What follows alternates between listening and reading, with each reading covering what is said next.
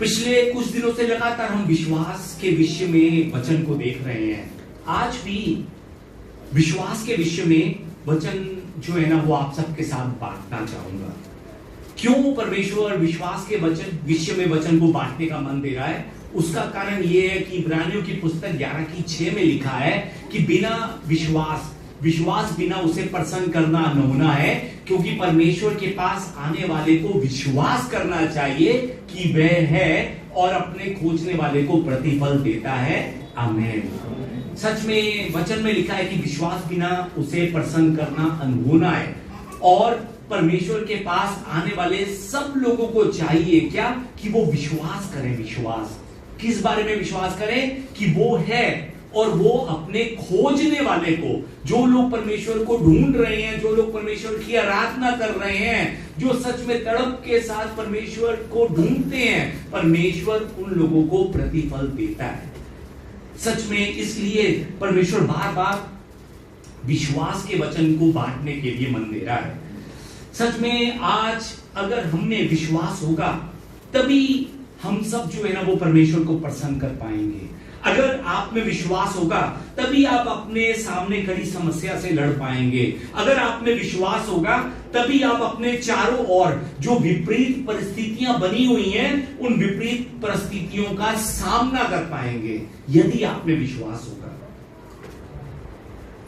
यहां पर जरूरी बात, विश्वास हमें किस पर करना है? किस पर? परमेश्वर जो आप सबके संग है, उस परमेश्वर पर आप सबको विश्वास करना है।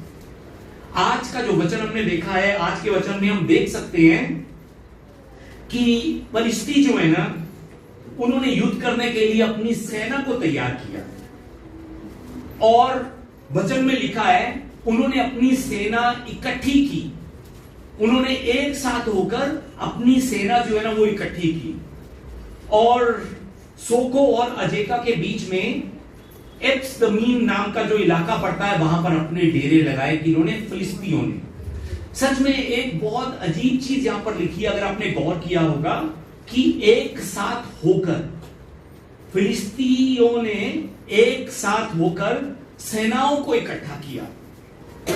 मैं आपको बताना चाहता हूं कि फिलिस्ती जो है ना वो एक देश है। एक देश होने के बाद भी वचन में क्यों लिखा है कि उन्होंने इकट्ठा किया, एक साथ होकर? क्या वो अलग अलग है? एक बार मैं, हो सकता है कि हम में से कुछ लोगों को अगर मालूम ना हो तो मैं बताना चाहता हूं कि ये फिलिस्ती देश जो है ना उस समय में 5 अलग अलग इलाकों में बटा हुआ था। जिस समय हम पहला सामुएल 6:17 को देखते हैं तो उन 5 अलग अलग इलाकों का नाम लिखा हुआ है। वो 5 अलग अलग इलाकों में जो फिलिस्ती देश जो बटा हुआ था, उन इलाकों का नाम है, पहला जो है वो अश्दोद, दूसरा अज्जा, तीसरा अश्कलोन, चौथा जो है गत, और 5वां जो है वो एक्रोन। इन 5 इलाकों में अलग अलग बटा हुआ था वो जो फिलिस्ती देश जो है, और इन 5 इलाकों के जो राजा जो थे वो भी अलग अलग थे। एक राजा नहीं था, हर एक इलाके का अलग राजा था। अब उन सब राजाओं ने मिलकर एक साथ इकट्ठे होकर इजराइल पर हमला करने की तैयारी की।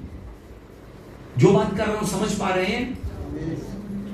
फलिस्तीन नाम एक है, पर उस समय वो इलाका 5 अलग अलग क्षेत्रों में बटा हुआ था, और वहां के राजा अलग थे, और वहां के राजाओं ने मिलकर इजराइल पर हमला करने की तैयारी की। अब जिस समय ये फिलिस्ती जो है वो इजराइल पर हमला करने की तैयारी करते हैं, जब सब इकट्ठे होकर पहुंच जाते हैं, अब दूसरी तरफ साउल राजा भी फिलिस्तियों के विरुद्ध जो है वो अपनी सेना को इकट्ठा करता है। अब जो है जंग शुरू होने वाली थी। फिलिस्ती और इजराइल जो है ना आमने सामने खड़े हुए थे। फिलिस्ती जो है वो इजराइलियों के ऊपर युद्ध करने के लिए आ खड़े थे, और दूसरी ओर इजराइल का राजा साउल भी अपनी सेना को लेकर उस जगह पर पहुंच गया था। एक तरफ फिलिस्ती और दूसरी तरफ इजराइल, ये दोनों युद्ध करने के लिए तैयार खड़े थे। पर बहुत अजीब सी बात है, दोनों तैयार खड़े हैं पर युद्ध नहीं हो रहा। दोनों तैयारी में पहुंचे हैं पर युद्ध नहीं कर रहे हैं। मालूम है क्यों युद्ध नहीं हो रहा है? क्योंकि युद्ध करने के लिए साउल में हिम्मत नहीं थी। साउल में क्या नहीं थी? हिम्मत नहीं थी, हिम्मत। सच में जब हिम्मत नहीं थी तो फिर जंग के मैदान में वो क्यों उतरा, अगर हिम्मत नहीं थी? अब आप बताइए, जो युद्ध करने के लिए आया है उसे युद्ध करना चाहिए या नहीं करना चाहिए? क्या लगता है आपको, जो युद्ध के मैदान में आया है उसे युद्ध करना चाहिए या नहीं करना चाहिए? मेरे साथ साउथ कोरिया में एक इंडियन आर्मी से एक दोस्त था जो काम करता था।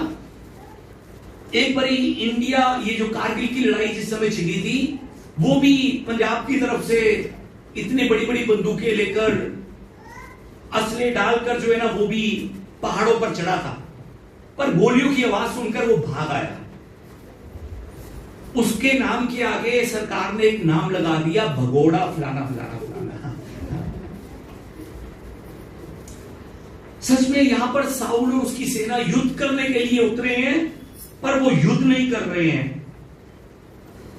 वो सच में युद्ध करने के लिए आए हैं, पर वो युद्ध नहीं कर पा रहे हैं, वो डर कर बैठे हुए हैं।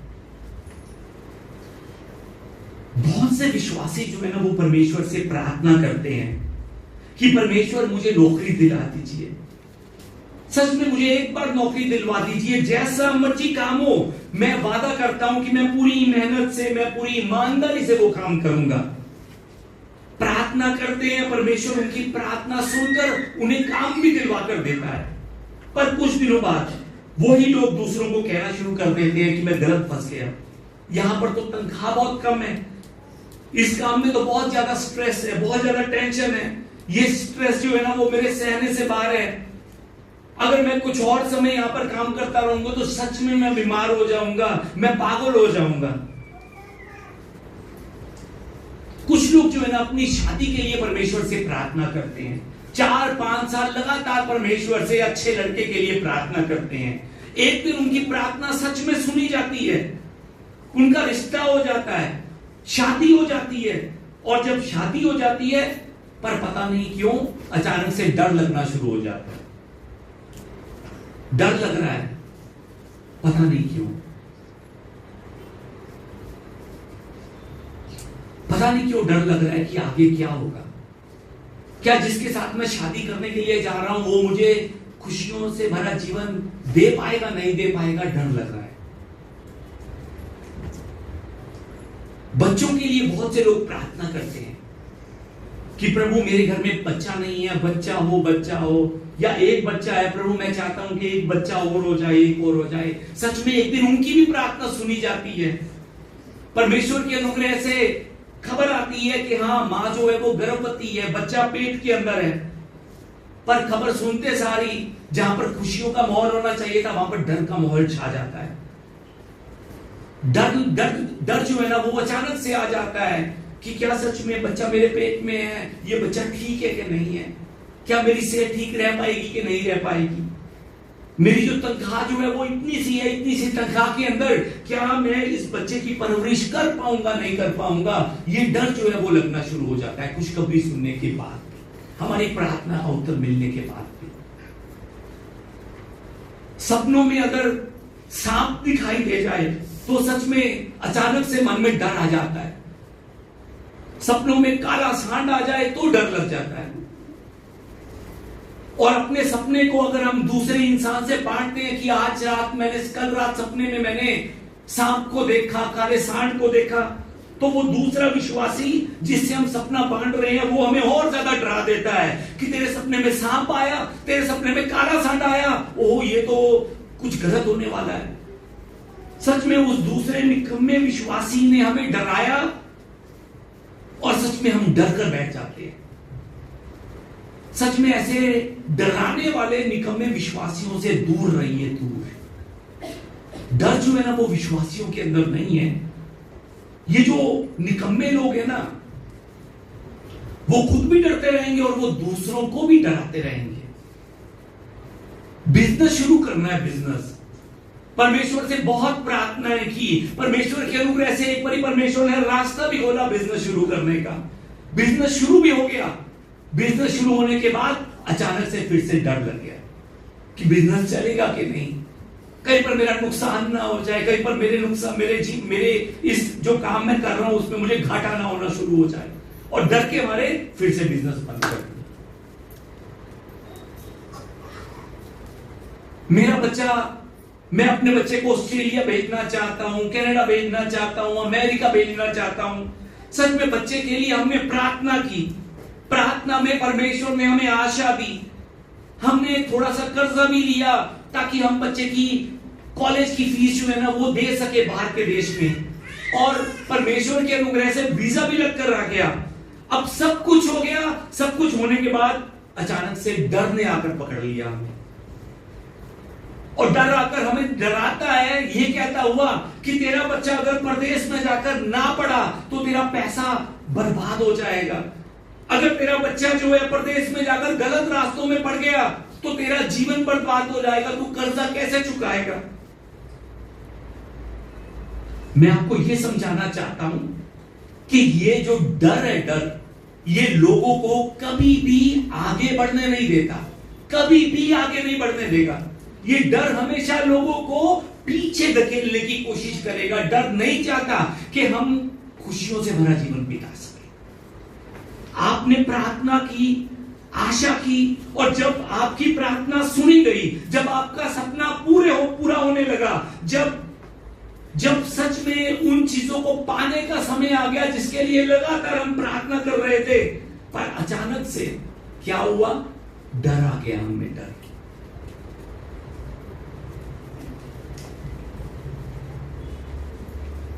कभी आपने सोचा कि हमें ये डर क्यों आया है? क्यों हम हर एक काम खुशी से शुरू करते हैं पर बीच में ही डर जाते हैं, बीच में।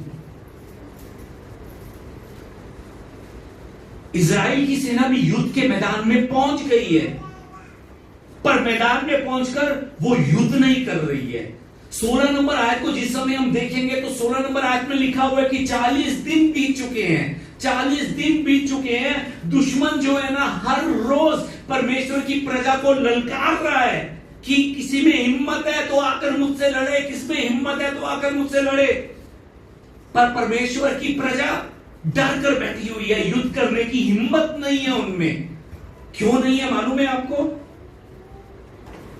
क्योंकि उन्होंने फिलिस्तीन के योद्धा, फिलिस्तीनियों के योद्धा गोलियत को देख लिया है।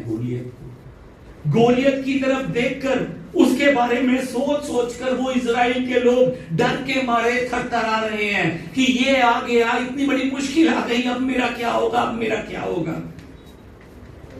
जो लड़ने के लिए आए थे वो इस समय कांप रहे हैं। क्यों? क्योंकि उनका ध्यान इस समय परमेश्वर की ओर नहीं है, उनका ध्यान गोलियत नाम की मुश्किल की ओर पड़ गया है। जिस समय हमारा ध्यान भी गोलियत पर लगा रहेगा ना, मुश्किल पर लगा रहेगा, तब तक हम भी कभी भी परमेश्वर की महिमा अपने जीवन में पूरा होता नहीं देख पाएंगे।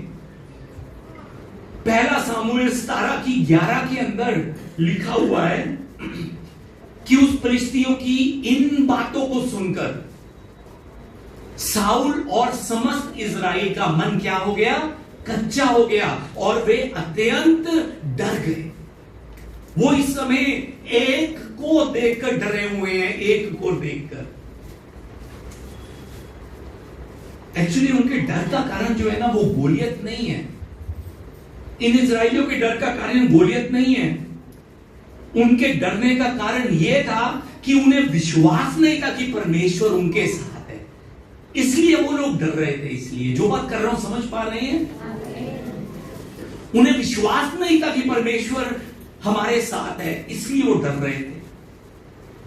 आज बहुत से लोग भी अपनी सिचुएशन का सामना ना कर पाने के कारण बहुत से लोग जो है ना वो डर जाते हैं। क्यों डर जाते हैं? क्योंकि उन्हें विश्वास नहीं होता कि परमेश्वर इस समय भी मेरे साथ में है। वचन में अभी हमने देखा 11 नंबर आयत में लिखा हुआ है कि साउल और इजराइलियों का मन कच्चा हो गया, वो अत्यंत डर गए। साउल का डर क्या था मालूम है आपको? साउल को यह डर था कि कहीं वो हार ना जाए। साउल का डर यह था कि कहीं पर वो मारा ना जाए। साउल का डर यह था कि उसकी कुर्सी उससे छीन ना ली जाए, उसका मुकुट उससे छीन ना लिया जाए। यह साउल का डर था। आज मैं आपसे पूछना चाहता हूं कि क्या आज आप भी किसी डर में हैं? अगर डर में हैं तो आप क्यों डर रहे हैं, किस लिए डर रहे हैं? आज अगर आप में भी अगर कोई डर है तो उस डर का कारण क्या है? क्या एक बारी गहराई से सोचकर देखिए, गहराई से। अगर आज आप भी डर में है ना, तो आपके उस डर का कारण और कुछ नहीं है, सिर्फ एक है कि आपको भी विश्वास नहीं है कि परमेश्वर आपके साथ है। आपको भी यह विश्वास नहीं है। ये गोलियत जिसको देखकर सब इजरायली डरे हुए थे, सच में देखने में ये बहुत भयानक था, बहुत ज्यादा।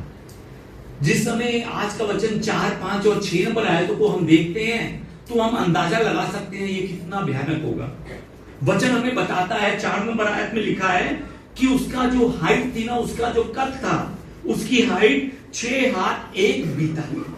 6 हाथ 1 बीता का मतलब कि लगभग 9 से 12 फुट के बीच में था ये, क्योंकि थोड़ा थोड़ा हर एक इंसान के हाथ का अंतर होता है। 9 से 12 फुट लंबा इंसान, सोचिए कि ये दीवार से लंबा इंसान जो है, इतना लंबा था, दीवार से लंबा था ये। और 5 नंबर आयत में लिखा है कि वो एक पत्थर का झिलम पहने हुआ था, जिसका भार जो था, जिसका तोल जो था वो 5000 शकेल का था। 5000 शकेल का मतलब 57 किलो, 57 किलो का उसने कोट डाला हुआ था। कोट, सिर्फ कोट जो था वो 57 किलो का था। 57 किलो किसी ने कभी उठाकर देखा है? हल्का होता है या भारी होता है? कभी कभी सच में मुझसे 20 किलो का चावल का थोड़ा भी उठाना मुश्किल हो जाता है। उसको उठाकर मैं कमर पकड़ कर बैठ जाता हूं।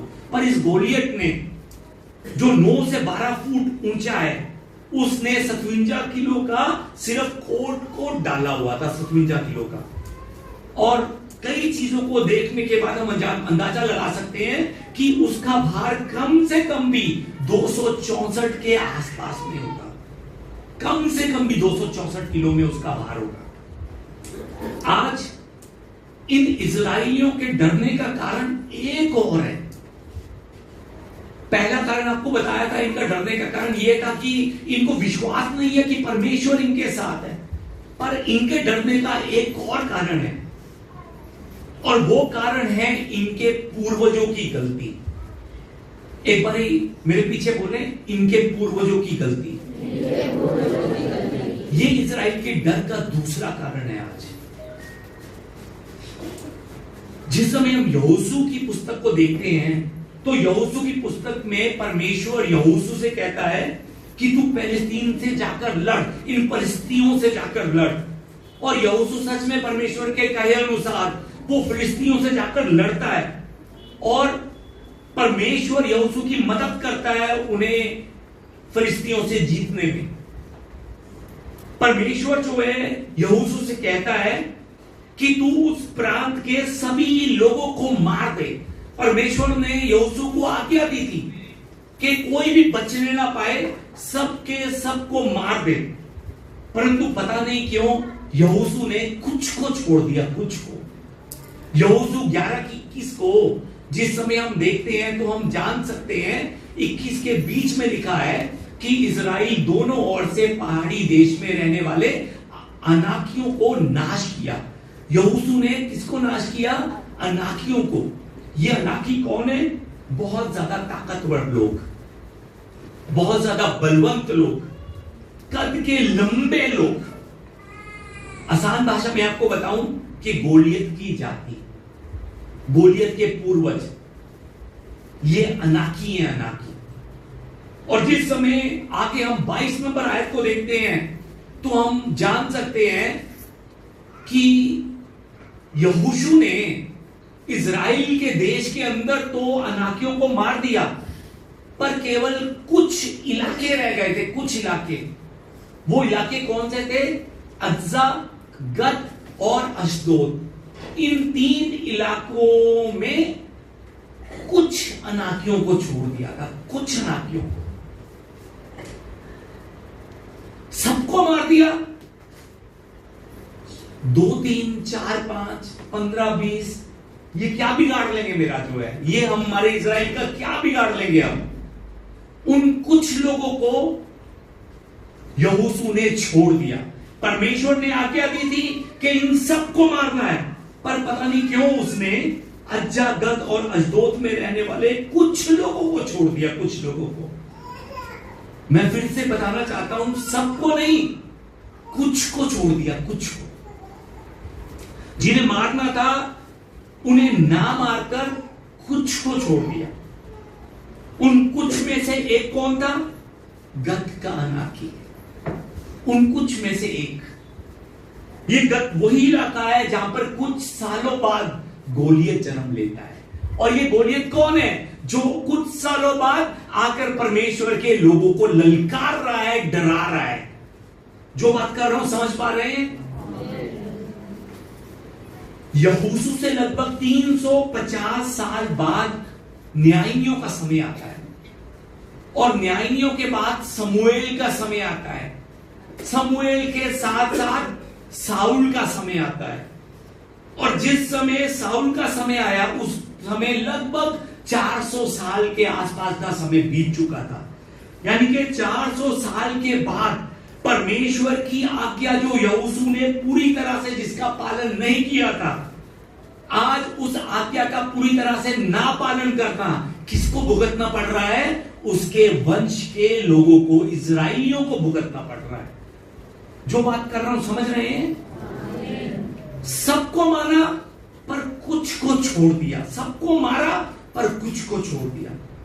जिन्हें मारना था उन्हें पूरी तरह से ना मारने के कारण लगभग 400 साल बाद इजराइलियों को ललकारने वाला एक व्यक्ति खड़ा हो गया, जो गत इलाके से था, जिसका नाम गोलियत था। गोलियत।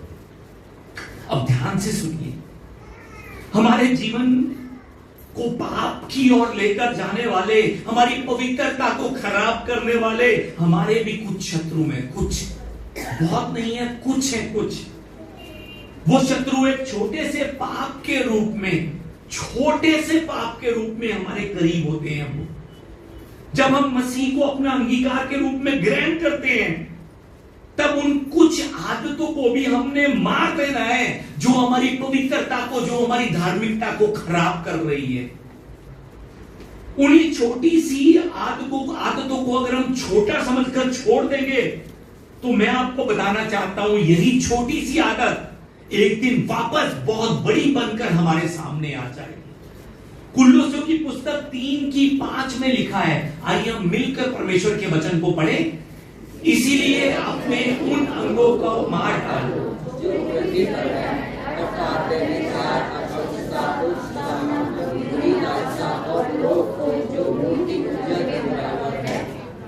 आमीन। वचन में लिखा है कि अपने उन अंगों को मार डालो, लिखा हुआ है, पूरी तरह से मार डालो लिखा हुआ है। किन चीजों को पूरी तरह से मार डालो? व्यभिचार को, अपनी अशुद्धता को, अपने दुष्कामना को, अपनी बुरी लालसा को, अपने लोभ को, छोटा थोड़ा सा भी मत छोड़ो, पूरी तरह से इसे मारो, पूरी तरह से। आजकल बहुत से लोग जो है ना, वो फोन में खोए रहते हैं। फोन में बहुत से लोग जो है ना, वो फोन का गलत इस्तेमाल भी करते हैं। अगर आप भी फोन का गलत इस्तेमाल कर रहे हैं, तो आप भी अपनी आंखों का नाश कर रहे हैं। गलत चीजें देखकर आंखों और मन, इन दोनों में गलत विचार आते हैं। गलत चीजों को देखकर आप सब जितना मोबाइल से दूर रहेंगे ना, उतना आपके लिए अच्छा होगा। आपके लिए अपवित्र विचार, अपवित्र सोच, अपवित्र काम, ये सब कहां से आते हैं? फोन से आते हैं, फोन से, मोबाइल से आते हैं। कुछ दिन पहले मैं एक अखबार पढ़ रहा था। अखबार में एक खबर छपी थी कि एक लड़के ने एक लड़की के साथ कुकर्म किया, और जिस समय लड़की के माता पिता इस लड़के के खिलाफ पुलिस स्टेशन में कंप्लेंट लिखाने के लिए गए, तो सच में पुलिस वाले जो है ना, वो अपने सर को पकड़कर बैठ गए, अपने बालों को पकड़कर बैठ गए। मालूम है क्यों? क्योंकि उन्हें समझ में नहीं आ रहा था कि क्या किया जाए। पुलिस वाले समझ नहीं पा रहे थे कि क्या किया जाए। क्यों मालूम है आपको? क्योंकि उस लड़के की उम्र 7 साल की थी जिसने कुकर्म किया था। 7 साल की, 17 नहीं, 7 साल की। सच में उस समय, जिस समय लोगों ने ये कानून को तैयार किया था ना, कानून की किताबें जिस समय तैयार की थी, उस समय के लोगों ने कभी सपने में भी नहीं सोचा होगा कि ऐसे बुरे दिन भी आएंगे कि 7 साल का बच्चा जो है वो कुकर्म करेगा। कभी किसी ने सपने में भी नहीं सोचा होगा। कुकर्म की ऐसी गलती और ये गंदी सोच उस 7 साल के बच्चे में कहां से आई मालूम है आपको? फोन को देखकर आई। फोन को देखकर, YouTube देखते देखते अचानक से उस बच्चे के सामने कुछ ऐसा खुल गया जिसने उसकी सोच को खराब करना शुरू कर दिया। YouTube देखते देखते खुल गया। आजकल के माता पिता अपने बच्चों को परमेश्वर के बारे में बताने के बजाय बाइबल की कहानियां जो है ना, वो अपने बच्चों को सुनाने के बजाय, प्रार्थना सिखाने के बजाय, वचन को सिखाने के बजाय, जिस समय बच्चा रोता है वो क्या करते हैं मालूम है आपको? मोबाइल पकड़कर पकड़ा देते हैं कि ये देखिए, YouTube खोलकर दिखा देते हैं कि ये देख।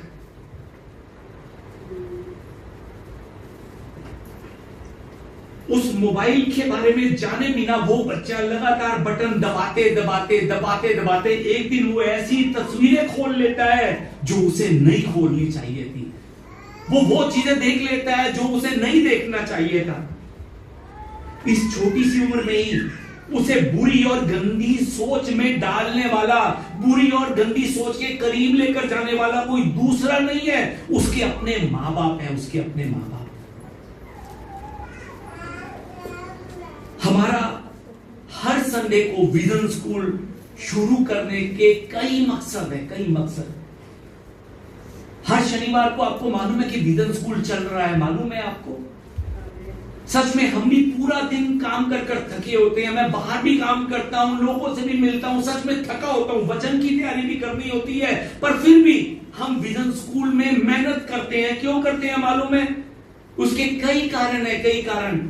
उन कई कारणों में से एक कारण यह है कि हमारे बच्चे कुछ घंटे के लिए ही सही इस पाप के खिलौने से दूर रह सके, इस पाप के खिलौने से।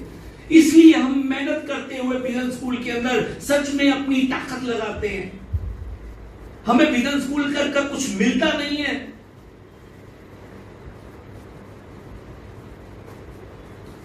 कि हमारे बच्चे सच में 2, 3, 4 घंटे के लिए सही सच में इस पाप के खिलौने को अपने से दूर कर सके। कल शनिवार था, हमारे यूथ की वर्शिप थी। गोवा से रात को 11 बजे के आसपास में घर में पहुंचा, थका हुआ।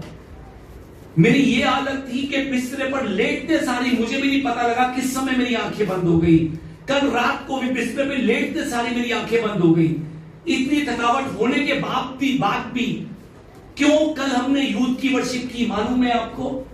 यूथ की वर्शिप करने का सिर्फ एक कारण था कि हाँ, 2-3 घंटे के लिए जब तक हम आराधना कर रहे हैं, हमारे ये प्यारे बच्चे इस पाप के खिलौने से दूर रह पाएंगे, परमेश्वर का वचन जान पाएंगे, परमेश्वर के वचन से कुछ सीख पाएंगे। 2025 में अप्रैल के आसपास में लगभग 3 से 4 हफ्ते के लिए हमारे बच्चों को यहां पर रखकर उनको बाइबल की शिक्षा देने के लिए अभी से प्रार्थना कर रहा हूं। बहुत मेहनत लगेगी, मुझे मालूम है, उस कार्य को पूरा होने के लिए। बहुत पैसा भी लगेगा उस कार्य को पूरा करने के लिए। क्यों? क्योंकि जो यहां पर रहेगा वो खाना भी खाएगा, नहाएगा, कपड़े धोएगा। एक जिम्मेवारी है बहुत बड़ी जो 3-4 हफ्ते के लिए लगातार निभानी होगी, जो पूरी करनी होगी। पर फिर भी उस स्ट्रगल को करने के लिए तैयार खड़ा हूं, अभी से प्रार्थना कर रहा हूं। मालूम है क्यों?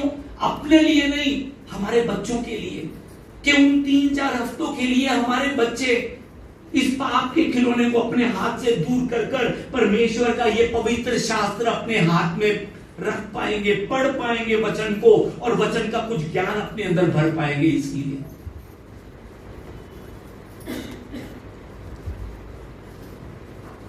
कुछ लोग जो है वो सुबह से लेकर रात तक लगातार फोन में चैटिंग करते रहते हैं, और उनकी चैटिंग को देखिए, सब फालतू की बातें होती हैं, सब फालतू की बातें।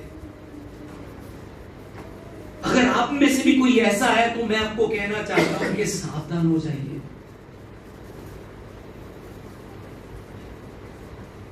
सच में सावधान होकर रहना है उन्हें, क्योंकि ये फालतू की चैटिंग परमेश्वर के राज्य के लोगों के लिए अच्छा साइन नहीं है। ये फोन आपके सोचे बिना ही आपके अंदर एक लालसा, एक बुरी इच्छा को उत्पन्न करता है। ये फोन, इस जगह पर बैठे हमारे माता पिता सच में ध्यान से सुनिए, इससे पहले कि ये फोन आपके बच्चों का नाश करे, आपके परिवार का नाश करे, सच में आप इस फोन का नाश कर दीजिए, ताकि हमारा परिवार बच जाए, हमारे बच्चे बच जाए। 400 साल बाद गत का निवासी गोलियत प्रकट हुआ। 400 साल बाद, 400 साल पहले जिस जाति का नामो निशान मिट जाना चाहिए था, वो 400 साल बाद बलवंत होकर आया और परमेश्वर के लोगों को वो डरा रहा है, ललकार रहा है। 400 साल पहले यहोशू के द्वारा की गई गलती आज उसका वंश भुगत रहा है। जो बात कर रहा हूं समझ पा रहे हैं? यहां पर एक और बात आपको बताना चाहता हूं। ये गोलियत आकर परमेश्वर के लोगों को क्या कह रहा है कि मैं तुम्हें मार डालूंगा, मैं तुम्हारा अंत कर डालूंगा, तुम्हारा नामो निशान मिटा दूंगा। ये गोलियत कह रहा है किसको? परमेश्वर के लोगों को। सच में जो गोलियत ने गलती की, जो यहोशू ने गलती की, वो गलती आप सब मत कीजिए। इस समय गोलियत जो है ना, इस्राएलियों को ललकार रहा है, धमका रहा है। एक और बात बताना चाहता हूं, सिर्फ धमका रहा है, वो डरा रहा है और इस्राएल के लोग डर रहे हैं। वो सिर्फ गरज रहा है और उसकी गर्जने की आवाज सुनकर सब इस्राएल के लोगों का मन कच्चा हुआ है इस समय। अगर सच में उस गोलियत नाम की मुश्किल ने उन इस्राएलियों को मारना होता, अगर सच में वो लड़ना होता उसने, तो वो 40 दिनों के लिए रुकता ना, वो पहले ही दिन आकर हमला कर देता। पहले ही दिन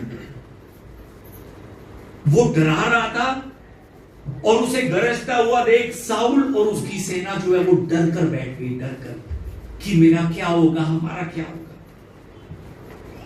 यदि आपके जीवन में भी परमेश्वर के प्रति विश्वास नहीं होगा ना, तो आप भी जीवन के संघर्षों का सामना नहीं कर पाएंगे।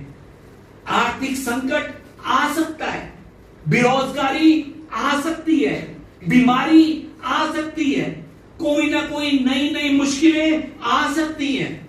परंतु यदि आपको अपने जीवन के संघर्षों का सामना करना है, तो आपको इस युद्ध में जीतना है। और अगर आपको इस युद्ध में जीतना है तो उसका सिर्फ एक रास्ता है, एक, और वो रास्ता है विश्वास। सिर्फ विश्वास के द्वारा आप इस गोलियत से जंग में जीत सकते हैं, सिर्फ विश्वास के द्वारा। पर आपको किस पर विश्वास करना है? परमेश्वर पर विश्वास करना है, यीशु मसीह पर विश्वास करना है। साउल की सेना डर में थी, इसलिए वो अपने शत्रु का सामना नहीं कर पा रही थी। जब वे सब अपनी मुश्किल को देखकर कांप रहे थे, डरे हुए थे, जब सबका मन कच्चा हुआ था, जिस समय उन्हें समझ में नहीं आ रहा था कि क्या करना है क्या नहीं करना, तब अचानक से उसी युद्ध के मैदान में एक जवान लड़के की एंट्री होती है। और उस जवान लड़के का क्या नाम था मालूम है आपको? दाऊद। जब उस जवान विश्वासी ने गोलियत को ललकारते हुए देखा, तब उस विश्वासी ने उस गोलियत से लड़ने का फैसला किया, लड़ने का। वो दाऊद जो विश्वासी था, वो भी डर कर पीछे नहीं हट गया, वो कांपने नहीं लग गया। जब उसने देखा कि सब लोग डरे हुए हैं, सब लोग कांप रहे हैं, तब वो कहता है कि मैं लड़ूंगा, मैं जाऊंगा जंग के मैदान के अंदर। पहले सामुएल की पुस्तक 17:26 में दाऊद कहता है उन डरे हुए लोगों से कि वो खतना रहित पलिश्ती क्या है कि जीवित परमेश्वर की सेना को ललकारे। क्या सच में आप में भी ऐसा विश्वास है? मुश्किलों को देखते हुए, मुश्किलों का सामना करते हुए, क्या आप भी ऐसा विश्वास करते हैं कि ये मुश्किलें क्या हैं कि जीवित परमेश्वर की सेना को ललकारें? उससे ज्यादा एक्सपीरियंस वाले लोग भी उस जगह पर खड़े थे। साउल खड़ा था, उसका बड़ा भाई खड़ा था, सेना के बड़े बड़े योद्धा भी खड़े हुए थे। उन सब लोगों ने शायद दाऊद को कहा होगा कि बाबू शांत होकर बैठ जा, बाबू तू अभी बच्चा है, बच्चा, तू नहीं जानता कि वो कौन है। वो एक बहुत बड़ा योद्धा है, वो बहुत बलवान है, तू उसके कद को तो देख, उसकी सेहत को तो देख, वो कितना तकड़ा है। उसका सामना आज तक कोई नहीं कर पाया। बच्चे तू अभी बच्चा है, बैठ जा, बैठ जा। शायद उससे बड़े सब लोगों ने उसे समझाया होगा, पर उन सब की बातें सुनने के बाद दाऊद उनसे कहता है कि मैं उनसे लड़ूंगा। क्यों लड़ूंगा मालूम है? क्योंकि कोई तैयार नहीं है तुम में से, तुम सब डर कर बैठे हुए हो, इसलिए मैं उससे लड़ूंगा। मैं 32 नंबर आयत को जब हम देखते हैं, 32 नंबर आयत में दाऊद कहता है कि तब दाऊद ने साउल से कहा, किसी मनुष्य का मन उसके कारण कच्चा ना हो, तेरा दास जाकर उस फिलिस्ती से लड़ेगा। मैं लड़ूंगा, मैं, क्योंकि तुम सब डर रहे हो इस समय, मैं आगे जाकर लड़ूंगा। शायद बहुत से लोगों ने उसे समझाया होगा कि जल्दबाजी मत कर, थोड़ा और सोच ले, तू नहीं लड़ पाएगा, वो तुझे मार देगा। जिस समय वो सब लोग उससे ये बात कर रहे थे, जिस समय राजा साउल भी उसको ये कह रहा था, उस समय वो राजा से अपने बारे में कहता है, अपने विषय में राजा को 34 से लेकर 36 नंबर आयत में बताता हुआ कहता है कि राजा, जब मैं अपने पिता की भेड़ बकरियों को चराता था तो उस समय सच में सिंह और भालू जो है ना, वो झुंड में आकर मेमने को उठाकर लेकर चले जाते थे, और मैं उस समय उन जंगली जानवरों का पीछा कर अपने भेड़ों को, अपने मेमनों को उससे मैं छुड़वाता था। मैंने सिंह को भी मारा है, मैंने भालू को भी मारा है, मैंने इन दोनों को मारा है। और वो खतना रहित फिलिस्ती जो है ना, वो भी उन्हीं दोनों मरे हुए जानवरों के समान हो जाएगा, क्योंकि उसने जीवित परमेश्वर की सेना को ललकारा है। ये दाऊद का विश्वास था। अब आपसे एक सवाल पूछता हूं, क्या आज आप में से कोई बहुत ज्यादा मुश्किलों का सामना कर रहा है? क्या आप में से कोई शारीरिक बीमारियों का सामना कर रहा है? क्या आप में से कोई आर्थिक परेशानियों से घिरा हुआ है? क्या आप में से कोई काम की समस्याओं से घिरा हुआ है? क्या आपको काम ढूंढने के लिए संघर्ष करना पड़ रहा है? क्या आपको परिवार से मुश्किलों का सामना करना पड़ रहा है? क्या आप में से कोई ऐसा है जो इन संघर्षों से निकलता थक चुका हो, या फिर निराश होकर हार मानकर बैठ गया हो? क्या आप में से कोई ऐसा है? अगर है तो एक बार मैं आपको याद दिलवाना चाहता हूं, पुराने समय को याद कीजिए। पिछली बार मुश्किलों में फंसकर जिस समय आपने परमेश्वर को पुकारा था, तो क्या परमेश्वर ने आपकी प्रार्थना का उत्तर नहीं दिया था? याद कीजिए एक बार। जिस समय आपने परमेश्वर को अपनी मुश्किलों में पिछली बार पुकारा था, क्या उसने उस समय आपको नहीं बचाया था? क्या याद कीजिए एक बार। जिस परमेश्वर ने पिछली बार आपको उत्तर दिया था, वो परमेश्वर इस बार भी आपको उत्तर देगा। जिस परमेश्वर ने पिछली बार आपको बचाया था, वही परमेश्वर इस बार भी आपको बचाएगा। वो इस बार भी उत्तर देगा, वो इस बार भी आपको बचाएगा। क्या ऐसा विश्वास आप सब में है? अगर है तो आज क्यों डर कर बैठे हुए हैं? आज क्यों हार कर बैठ गए हैं? अगर ऐसा विश्वास है तो क्यों आज आपके मुंह पर खुशी नहीं है, आनंद नहीं है चेहरे पर? अगर सच में आप में ऐसा विश्वास है तो क्यों निराश होकर बैठे हुए हैं? जिसने कल आपको उत्तर दिया था वो आज भी आपको उत्तर देगा, और वही परमेश्वर आने वाले कल में भी आपको उत्तर देगा। इस बारे में याद रखिए। वो सिर्फ आपके जीते जी नहीं बल्कि आपके मरने के बाद भी आपका साथ देगा। वो आपको अनाथ नहीं छोड़ेगा। इन मुश्किलों में वो आपको अकेला छोड़ने वाला नहीं है। वो आपके साथ रहेगा, और साथ में रहकर वो आपके साथ हर एक मुश्किल से लड़ेगा और आपको जीत दिलवाएगा। ये दाऊद का विश्वास था। दाऊद का 37 नंबर आयत के अंदर दाऊद कहता है, यहोवा जिसने मुझे सिंह और भालू दोनों के पंजों से बचाया है वो मुझे इस फलिश्ती के हाथों से भी बचाएगा। आमीन।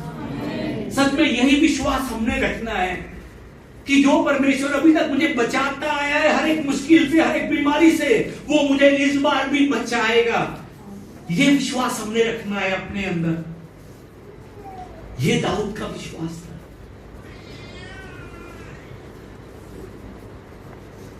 कुछ महीनों पहले मैं एक बाइबल कॉलेज में पढ़ाने के लिए गया था। वहां पर एक लड़के ने मुझसे सवाल पूछा कि पास्टर जी, आप कहते हैं कि दाऊद विश्वास से भरा हुआ था, दाऊद में बहुत विश्वास था, बहुत विश्वास था। अगर उसमें इतना विश्वास था तो वो गोलियत से लड़ने के लिए 5 पत्थर क्यों उठाकर लेकर गया? वो एक को भी तो लेकर जा सकता था। वहां सच में ये बाइबल कॉलेज के स्टूडेंट्स जो है ना, वो बहुत गहराई में सोचते हैं हर एक चीज को। क्यों वो एक पत्थर को नहीं लेकर गया? पास्टर जी, उसमें विश्वास की कमी नहीं थी कि अगर एक पत्थर से निशाना चूक गया तो वो दूसरे से ट्राई करेगा, अगर दूसरे से निशाना चूक गया तो तीसरा, तीसरे से चूक गया तो चौथा, नहीं तो 5 में से कोई ना कोई तो लगेगा।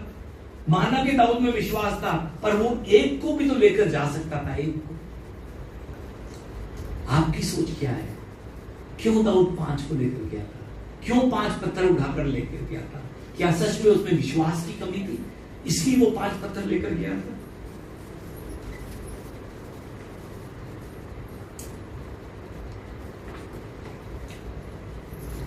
जिस समय हम बाइबल को ध्यान से देखते हैं, पहले शमूएल की पुस्तक, दूसरे शमूएल की पुस्तक, इन दोनों पुस्तकों को हम सच में ध्यान से, गहराई से देखते हैं, तब हम जान सकते हैं कि गोलियत के 4 भाई और थे। गोलियत को मिलाकर 4 और, यानी कि 5 भाई थे। 5 बाइबल में उनका नाम भी लिखा हुआ है। सबका नहीं लिखा हुआ, 4 का लिखा है, 1 का नाम नहीं लिखा। गोलियत के एक भाई का नाम था सैफ, दूसरे भाई का नाम था लामी, तीसरे भाई का नाम था अश्मीबिनोब, और चौथे का नाम जो है वो गुप्त रखा हुआ है। दाऊद ने 5 पत्थर इसलिए लिए क्योंकि दाऊद को मालूम था कि गोलियत के 4 भाई और हैं, और वो सब के सब गोलियत की तरह दानव है, दानव। और दाऊद को लगता था कि अगर पहले पत्थर से दाऊद को मारने के बाद अगर ये चारों दानव भी एक एक कर आए तो इन एक एक पत्थरों के द्वारा मेरा परमेश्वर जो है ना वो इन्हें मार गिराएगा। इसलिए वो उन 4 दानवों के लिए भी एक एक एक एक पत्थर लेकर गया था। यह दाऊद का विश्वास था। हो सकता है कि आज आपके सामने संकट, कठिनाई, बीमारी का कितना भी बड़ा दानव क्यों ना खड़ा हो, आप अपने विश्वास से उसे हरा सकते हैं। जो बात कर रहा हूं सुन पा रहे हैं? संकट का दानव, कठिनाई का दानव, बीमारी का दानव, आप अपने विश्वास के द्वारा उसको हरा सकते हैं। क्यों मालूम है आपको? क्योंकि आपके साथ यीशु मसीह खड़े हैं। इसलिए दाऊद के विश्वास ने उसे गोलियत से लड़ने के लिए हिम्मत दी और उसी विश्वास के कारण परमेश्वर उसे जिताएगा। ये जो उसका विश्वास था, उस विश्वास के कारण वो गोलियत से जीता भी। जो आपके पास, जो दाऊद के पास था ना, दाऊद उसी को लेकर जंग के मैदान में गया जो दाऊद के पास था। आज आपको भी इस जंग के मैदान में जो आपके पास है उसको लेकर उतरने की जरूरत है। आपको मालूम है कि परमेश्वर ने आपको क्या दिया है? यीशु मसीह दिया है। यीशु मसीह, हमारे प्रभु यीशु मसीह ने हमें जंग लड़ने के लिए क्या दिया है? अपनी देह दी है, अपना लहू दिया है। आज प्रभु बोझ को लेकर निराश होकर मत बैठिए। जो परमेश्वर ने हमें दिया है उस यीशु नाम को लेकर, यीशु की देह को लेकर, यीशु के लहू को लेकर आज जंग के मैदान में आगे बढ़िए और आगे बढ़ते बढ़ते विश्वास के साथ जीत की घोषणा कीजिए। जीत की मैं आपको बताना चाहता हूं, ये जो डर शब्द है, डर, इसको इंग्लिश में फियर कहते हैं। FEAR, fear. ये फियर शब्द के दो मतलब बनते हैं। दो, पहला मतलब बनता है कि फॉरगेट एवरीथिंग एंड रन, सब कुछ छोड़ और भाग जा। और दूसरा मतलब फियर का बनता है कि फेस एवरीथिंग एंड राइज, हर एक परिस्थिति का सामना कर और उठ। सच में आप पहले वाले को नहीं, दूसरे वाले को पकड़कर आज आगे बढ़िए। हर एक सिचुएशन का सामना कीजिए और उठिए, क्योंकि परमेश्वर आपके साथ है। परमेश्वर, मैं आपको बताना चाहता हूं एक और बात कि ये जो विश्वास है ना, विश्वास ये फीलिंग नहीं है कोई कि हाँ मुझे बहुत अच्छा फील हो रहा है, मेरे अंदर विश्वास आ रहा है। ये फीलिंग नहीं है। मुझे अच्छी वाइब्स आ रही है कि मेरे साथ अच्छा होगा, ये विश्वास कोई वाइब्स नहीं है। हम जो महसूस करते हैं उसका विश्वास के साथ कोई लेना देना नहीं है, कुछ लेना देना नहीं है। फिर विश्वास क्या है? विश्वास ये है कि हर एक सिचुएशन में भी, हर एक परिस्थिति में भी मेरा मन कहता है कि परमेश्वर बहुत अच्छा है। हर एक सिचुएशन में भी मेरा मन कह रहा है कि परमेश्वर अपने वादे को पूरा करने वाला परमेश्वर है। और विश्वास ये कहता है कि परमेश्वर ने जो वादा किया है वो पूरा करेगा। ये फीलिंग्स नहीं है, ये वाइब्स नहीं है, ये विश्वास है। विश्वास, चाहे लोग कुछ भी कहें मुझे कुछ फर्क नहीं पड़ता, चाहे मेरे सामने घोर अंधकार हो मुझे कुछ फर्क नहीं पड़ता, चाहे मुश्किल जितनी मर्जी बड़ी दिखाई दे मुझे कुछ फर्क नहीं पड़ता, क्योंकि मेरा परमेश्वर मेरे साथ है और मेरा विश्वास है कि वो काम करेगा।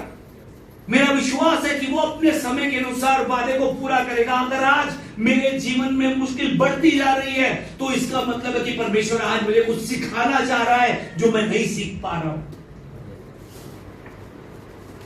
सच में परमेश्वर पर विश्वास कीजिए। परमेश्वर को अपनी फीलिंग्स में मत डालिए, वाइब्स में मत डालिए परमेश्वर को।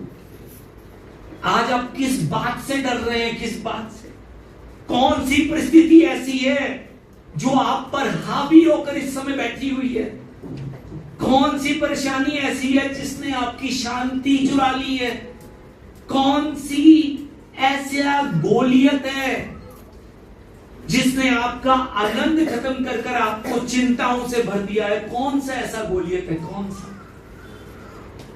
आज मैं आपको उत्साहित करते हुए कहना चाहता हूं कि परमेश्वर का ध्यान आप सब पर है। सच में परमेश्वर का ध्यान आप सब पर है, पर आपका ध्यान कहां पर है? मैं आप सबसे कहना चाहता हूं, आप सबको एक बार फिर से याद दिलवाना चाहता हूं कि परमेश्वर आपसे बहुत प्रेम करते हैं और वो चाहते हैं कि आप अपना भरोसा सिर्फ और सिर्फ परमेश्वर पर रखिए।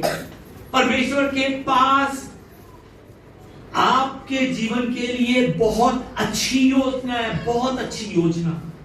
विश्वास के साथ उठिए और ये घोषणा करते हुए आगे बढ़िए कि परमेश्वर मेरे साथ है, मेरा यीशु मेरे साथ है और वो मेरे साथ है तो जीत मेरी ही होगी। इस बात पर विश्वास कीजिए। आइए एक बार कहें, यीशु मेरे साथ है, मेरा यीशु मेरे साथ है। जीत मेरी होगी, मैं जीतूंगा, गोलियत हारेगा। सच में जीत आपकी होगी, जीत विश्वासी की होगी, विश्वासी की। परमेश्वर के पास हर एक मुश्किल का रास्ता है, हर एक मुश्किल का रास्ता। कोई भी मुश्किल ऐसी नहीं है जिस मुश्किल का परमेश्वर के पास रास्ता ना हो। हर एक आपकी समस्या का रास्ता परमेश्वर के पास है। पर अब आपको विश्वास में यह कहना है कि मेरे परमेश्वर के पास रास्ता है, अब मैं अपने विश्वास के द्वारा उस रास्ते को ढूंढ लूंगा। आइए एक बार कहें, परमेश्वर के पास मेरी हर एक मुश्किल का रास्ता है और मैं अपने विश्वास के द्वारा उस रास्ते को ढूंढ लूंगा। आमीन। आइए हम परमेश्वर की महिमा करने के लिए परमेश्वर के साथ चलें और विश्वास के साथ कहें, ना रथ ना घोड़े